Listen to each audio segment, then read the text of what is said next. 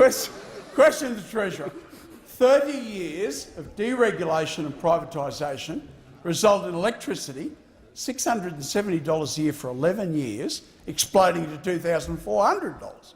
Housing skyrocketing from $5,600 to $15,000. Food markets shrinking to just Woolworths and Coles, resulting margins between Farmgate and Housewife soaring from 80% to 300%, with outpatients abolished and the impossibility of getting elective surgery. Retirees and families must now pay $4,000 a year medical insurance. Treasury's policy going to continue to be based on ideology or judged upon real, member for Kennedy's time has concluded. The Treasurer has the call. Well, I thank the member for Kennedy for his sentiment there, Mr. Speaker, and for his question. And I can inform him when it comes to energy, this side of the House is taking action that is driving people's power bills down, Mr. Speaker. And those opposite will send them up, Mr. Speaker. Those opposite will send them up.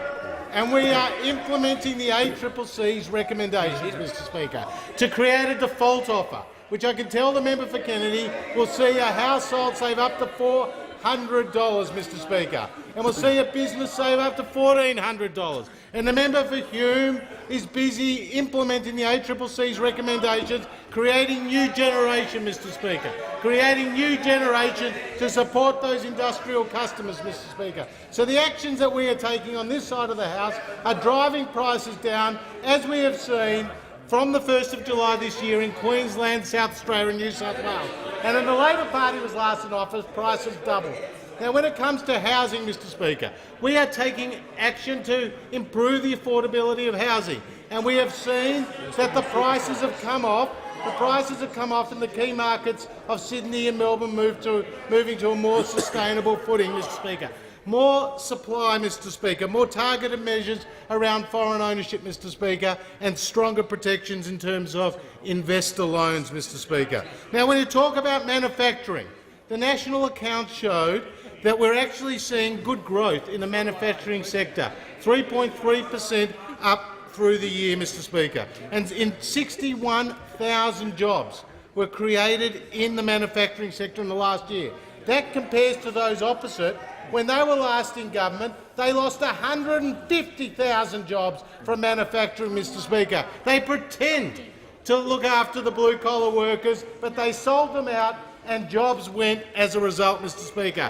Now, when it comes to jobs overall, as the August numbers today show, 44,000 new jobs. The numbers confirm that younger people are going into the workforce in greater numbers than ever before. More than 100,000 young people getting a job.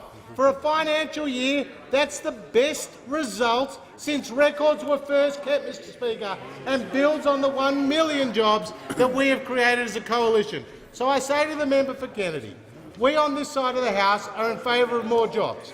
We're in favour of more jobs in the manufacturing sector, and we're delivering. We're in favour of lower prices in the electricity sector, and we're delivering. And we're in favour of a more affordable housing market, and we are delivering.